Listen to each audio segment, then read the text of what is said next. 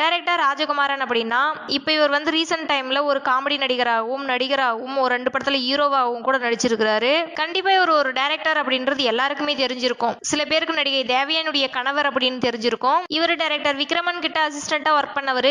அதாவது வானத்தை போல படத்துல, சூரியவம்சம் படத்துல, பூவே உனக்காக படத்துல, இந்த மாதிரி விக்ரமனுடைய படத்துல அசிஸ்டண்டா ஒர்க் பண்ணவர். இவர் இது வரைக்கும் 5 படங்கள் டைரக்ஷன் பண்ணியிருக்கிறாரு.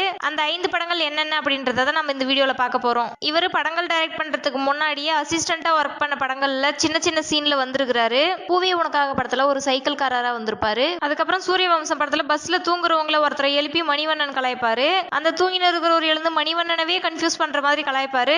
அவர் தான் டைரக்டர் ராஜகுமாரன். இவர் வந்து என்னென்ன படங்கள் டைரக்ஷன் பண்ணியிருக்கிறாருன்னா, இவர் முதல்ல 1999 நடிகர் பார்த்திபனை ஹீரோவாகவும் நடிகை தேவயானியை ஹீரோயினாகவும் அஜித்குமார் கெஸ்ட் ரோல்லையும் வச்சு படம் டைரக்ஷன் பண்ணியிருப்பாரு. அந்த படம் வந்து சூப்பர் டூப்பர் ஹிட் ஆச்சு. இந்த வீடியோ நீங்க முழுசா பார்க்கணும்னா கீழே லிங்க் கொடுத்துருக்கேன், கிளிக் பண்ணி பாருங்க.